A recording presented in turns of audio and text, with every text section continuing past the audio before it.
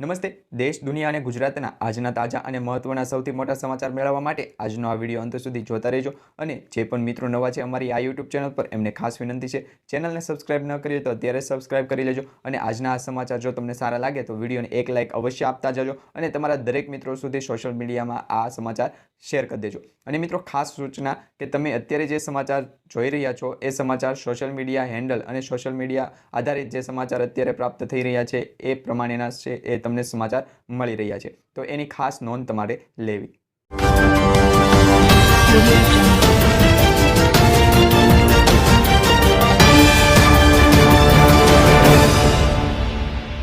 મિત્રો, સામાન્ય માણસોને નવા વર્ષે એટલે કે 2024ના જાન્યુઆરી મહિનામાં મોટો ઝટકો લાગી શકે છે. હવે મિત્રો, સંપૂર્ણ માહિતી એવી છે કે કેન્દ્ર સરકારે છૂટક મોંઘવારી દરના આંકડા જાહેર કર્યા છે. નવેમ્બર મહિનામાં છૂટક ફુગાવો વધીને 5.5% જેટલો થયો હતો, જે ઓક્ટોબર મહિનામાં 4.87% હતો. ડેટા મુજબ ખાદ્ય મોંઘવારી દર નવેમ્બર મહિનામાં 8.70% પર પહોંચી ગયો હતો, જે ઓક્ટોબર મહિનામાં છે એ 6.61% હતો. તો અત્યારે જાન્યુઆરી 2024માં ફળ, શાકભાજી, કઠોળ અને મસાલાના ભાવમાં વધારાના કારણે મોંઘવારી ફરી વધી શકે છે. કઠોળના મોંઘવારી દર વધીને 20.23% થયો છે, જે ઓક્ટોબર મહિનામાં 18.79% હતો. તો મિત્રો, અત્યારે જાન્યુઆરી મહિનામાં જે મોંઘવારી વધી રહી છે એમાં કેન્દ્ર સરકાર દ્વારા પણ ઘણા એવા ટેક્સીસ છે એ લગાવવામાં આવી શકે છે. એટલે કે જે વસ્તુઓ ઉપર ટેક્સ છે એ લગાવવામાં આવી શકે, જેના કારણે મોંઘવારીમાં ફરી વધારો જોવા મળી શકે છે. ત્યારબાદ મિત્રો, આજના સૌથી મોટા ખેડૂત સમાચાર આવી ગયા છે. અમરેલી માર્કેટિંગ યાર્ડમાં સફેદ તલ અને કાળા તલની હરાજી કરવામાં આવી હતી. સફેદ તલના ભાવ 1710 રૂપિયાથી લઈ અને 3511 રૂપિયા સુધી નોંધાયા હતા. માર્કેટિંગ યાર્ડમાં કાળા તલનો ભાવ પણ 2900 રૂપિયાથી લઈને 3355 રૂપિયા સુધી બોલાયા હતા. યાર્ડમાં 250 ક્વિન્ટલ તલની આવકનો જે વધારો છે એ થઈ રહ્યો છે. માર્કેટિંગ યાર્ડમાં નવી ક્વિન્ટલ તલ કાશ્મીરીની આવક નોંધાઈ હતી. તલ કાશ્મીરીનો ભાવ અમરેલી માર્કેટિંગ યાર્ડમાં સૌથી ઊંચો 3945 રૂપિયાથી લઈ અને 3960 રૂપિયા જેટલો બોલાયો હતો. એટલે કે લગભગ 4000 રૂપિયાની આજુબાજુ છે એ તલનો ભાવ બોલાયો હતો. ત્યારબાદ મિત્રો, ખેતરમાં ટાંકો બનાવવા માટે પણ 75000 રૂપિયાની સહાય સરકાર આપે છે. હવે ખેડૂતોને પાણીનો સંગ્રહ કરવા માટે મોટો ટાંકો બનાવવા સરકાર તરફથી આપવામાં આવશે 50,000થી 75,000 રૂપિયા સુધીની આર્થિક સહાય આપવામાં આવે છે, જેમાં સામાન્ય જાતિના ખેડૂતોને કુલ ખર્ચના 50% અથવા તો 50,000ની સહાય અને જનજાતિના ખેડૂતોને કુલ ખર્ચના 75% અથવા તો 75,000 રૂપિયા સહાયના રૂપે આપવામાં આવે છે. આ યોજના અંતર્ગત ફોર્મ છે તમારે ખેતીવાડીની જે વેબસાઇટ છે આઈ ખેડૂત પોર્ટલ, એમાં જ્યારે પણ સરકાર દ્વારા આ અંગેનું પોર્ટલ ખુલ્લું મૂકવામાં આવે, વેબસાઇટ ઉપર આ યોજના બહાર પાડવામાં આવે, ત્યારે તમે ઓનલાઈન અરજી કરી અને સહાય છે એ મેળવી શકો છો. હવે મિત્રો, આધાર કાર્ડ ઉપર 10,000 રૂપિયાની લોન મળે છે એ તમને ખ્યાલ હશે. ગરીબ પરિવારો અને નાના ખેડૂતોને માત્ર આધાર કાર્ડના પુરાવા સાથે 10,000 રૂપિયા બેંકમાંથી આપવામાં આવે છે. પીએમ સ્વનિધિ યોજના હેઠળ પોતાના વ્યવસાયના ઉપયોગ માટે પહેલા વર્ષે 10,000, બીજા વર્ષે 20,000 સુધીની લોન સરકારી બેંકમાંથી આપવામાં આવે છે. જ્યારે મિત્રો, આ યોજનાનો મુખ્ય હેતુ નાના પરિવારોને આર્થિક રીતે મદદ કરી નાના પરિવારોને પગભર કરવાનો છે. નવા વર્ષે મોટી ભેટ. લોકસભાની ચૂંટણી પહેલા મોદી સરકાર આગામી બજેટમાં ખેડૂતો માટે પોતાની તિજોરી ખોલી દેવાની તૈયારી કરી રહી છે. કૃષિ મંત્રાલય સાથે સંકળાયેલા અધિકારીઓનું કહેવું છે કે ખેડૂતોની આવક વધારવાની સાથે તેમને મળનારી આર્થિક સહાયની રકમમાં પણ 1.5 ગણો વધારો કરવામાં આવશે. આ અંતર્ગત ખેડૂતોને 6,000 રૂપિયાને બદલે વાર્ષિક 9,000 રૂપિયા આપવામાં આવશે, એવા હાલમાં સમાચાર મળી રહ્યા છે. પ્લાસ્ટિક ઉપર પ્રતિબંધ છે એ યથાવત રાખવામાં આવશે. પ્લાસ્ટિકની થેલીઓ પર ફરીથી પ્રતિબંધ મૂકવામાં આવશે. હવે સિંગલ યુઝ પ્લાસ્ટિક પર પ્રદેશના ક્રેકડાઉનના આગળના તબક્કા હેઠળ 1 જાન્યુઆરીથી એક્ટમાં હેવી વેઇટ ભારે વજનવાળી પ્લાસ્ટિક બેગ પર પ્રતિબંધ મૂકવામાં આવશે. ડુંગળીની અંતિમ યાત્રા કાઢવામાં આવી છે. ડુંગળીની નિકાસ પર પ્રતિબંધના કારણે સરકારે જે પ્રતિબંધ છે એ માટેનો નિર્ણય લીધો હતો, એ હવે નિર્ણય ખેડૂતોમાં આક્રોશ હજુ પણ છે એ યથાવત છે. ભાવનગરમાં સિહોર તાલુકાના ખેડૂતોનો વિરોધ બાદ આજે ઘોઘા તાલુકાના ખેડૂતોએ પણ વિરોધ નોંધાવ્યો હતો. ઘોઘા તાલુકાના નેસવડ, મામસા, ઉખરલા ગામના ખેડૂતોએ ડુંગળીની અંતિમ યાત્રા કાઢી સરકારે બરાબરી કરી નાખ્યાના આરોપ લગાવ્યા છે. એટલે કે સરકાર દ્વારા છે એ ખેડૂતોને બરબાદ કરી નાખ્યા એવું પણ કહેવામાં આવી રહ્યું છે. પતિ પત્ની બંનેને 10,000 રૂપિયાની સહાય. જો તમારા પણ છેલ્લા 2 વર્ષમાં લગ્ન થયા હોય કે થવાના હોય તો તમને સરકાર તરફથી મળશે 10,000 રૂપિયાની સહાય.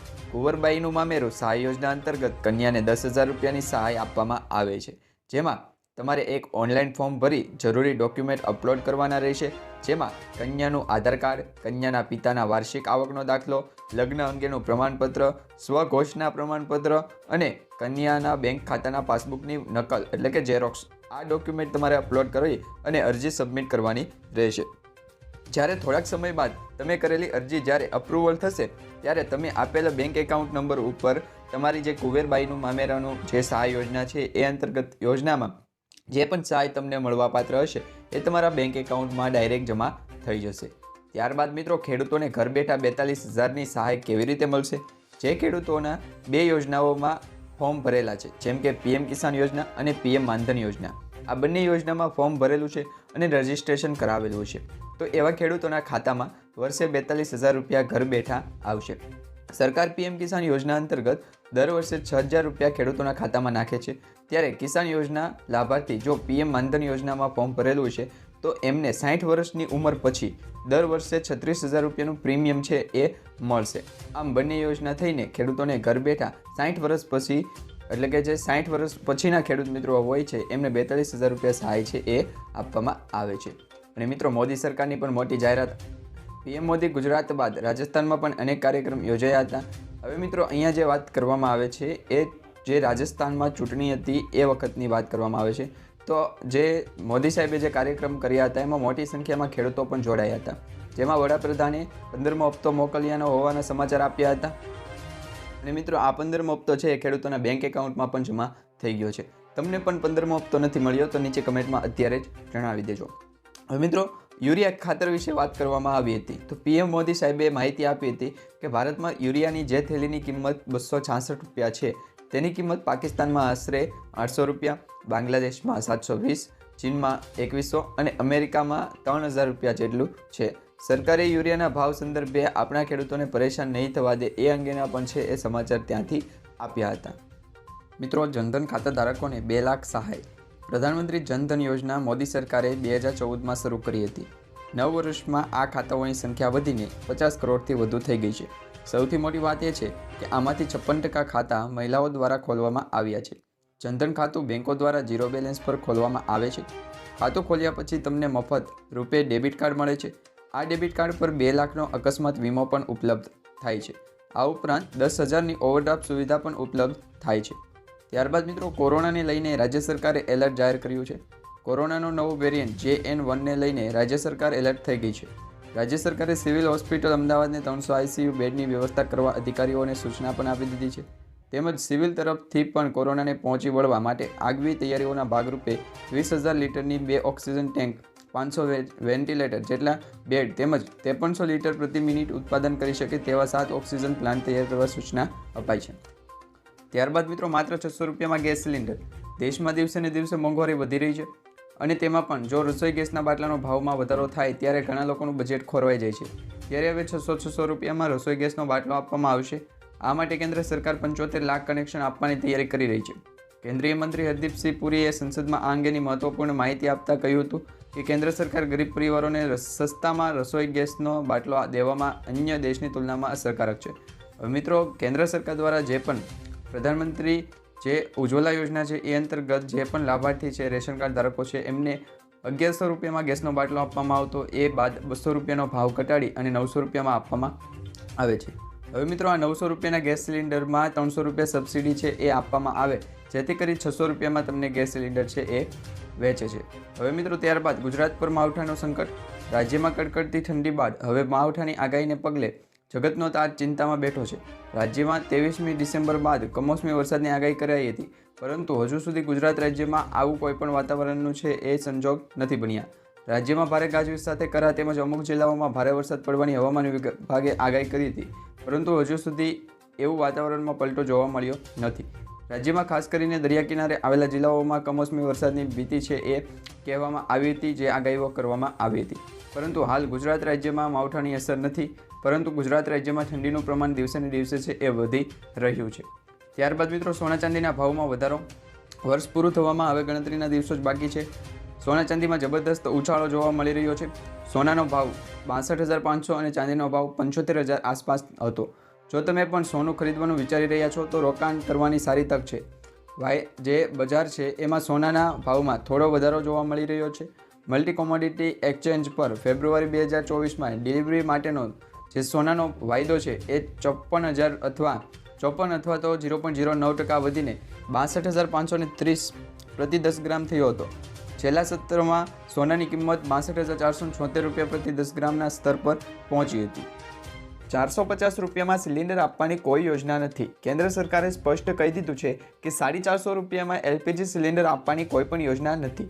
રાજ્યસભામાં સાંસદ જાવેદ અલીએ પૂછ્યું હતું કે શું રાજસ્થાનમાં 450 રૂપિયામાં ગેસ સિલિન્ડર આપવાની યોજના પર કામ ચાલી રહ્યું છે. આ અંગે કેન્દ્રીય પેટ્રોલિયમ અને કુદરતી ગેસ રાજ્યમંત્રી રામેશ્વર તેલીએ કહ્યું કે 450 રૂપિયામાં સિલિન્ડર આપવાની કોઈ યોજના નથી. ભારત સરકાર રાજસ્થાનમાં કોઈ પણ જાહેરાત કરી નથી.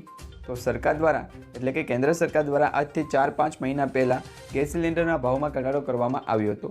એટલે કે ગેસ સિલિન્ડરના ભાવની કિંમત આજથી 4 કે 5 મહિના પહેલાં 1100 રૂપિયા હતી, એમાં 200 રૂપિયાના ઘટાડા સાથે અત્યારે ગેસ સિલિન્ડરના ભાવમાં 900 રૂપિયાનો જે સુધારો છે જોવા મળી રહ્યો છે. એટલે કે ઉજ્જવલા યોજના હેઠળ જે ગેસ સિલિન્ડરનો કિંમત છે એ 900 રૂપિયા છે. ત્યારબાદ મિત્રો લાખો ખેડૂતોને થશે ફાયદો. ખેડૂતોને શું ફાયદો થશે? તો કેન્દ્ર સરકાર રવિ પાક જેવા કે રાયડો, ઘઉં, ચણા, મસૂર અને કસુંબી જેવા પાક માટે ટેકાના ભાવમાં વધારો કરવાનો નિર્ણય કર્યો છે. ઘઉંમાં પ્રતિ ક્વિન્ટલ 150 રૂપિયા, જવમાં 15 રૂપિયા, ચણામાં 105 રૂપિયા, મસૂરમાં 425 રૂપિયા તો સરસવમાં 200 રૂપિયા, કસુંબીમાં 150 રૂપિયાનો પ્રતિ ક્વિન્ટલ વધારો કર્યો છે.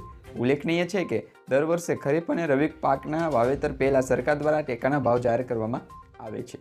અને મિત્રો, મોદી સરકારે લીધો છે મોટો નિર્ણય. કેન્દ્ર સરકારે વધતા જતા ચોખાના ભાવ પર અંકુશ લગાવવા રાઈસ કંપનીઓને ફટકાર લગાવી હતી.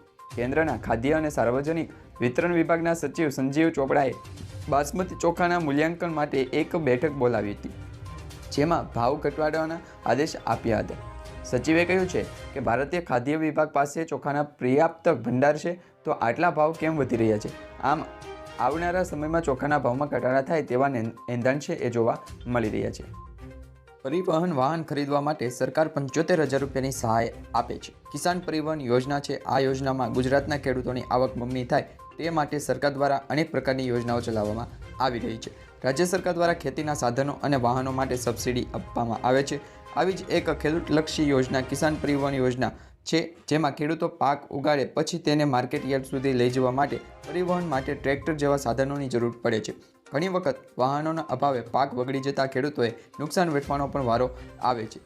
ત્યારબાદ મિત્રો, હવે મફતમાં થશે સારવાર. 2024માં યોજાનારી લોકસભા ચૂંટણી પહેલાં કેન્દ્ર સરકાર આયુષ્માન યોજના વિસ્તારવાનું વિચારી રહી છે. વિકસિત ભારત સંકલ્પ યાત્રા અંતર્ગત કેન્દ્ર સરકાર 1 કરોડ કરતાં પણ વધારે આયુષ્માન કાર્ડ કાઢ્યા છે. આયુષ્માન હેઠળ આવતી ભારત પ્રધાનમંત્રી જન આરોગ્ય યોજનામાં દરેક કાર્ડ ધારકોને 5 લાખની મફતમાં સારવાર થશે. આ યોજના હેઠળ દેશના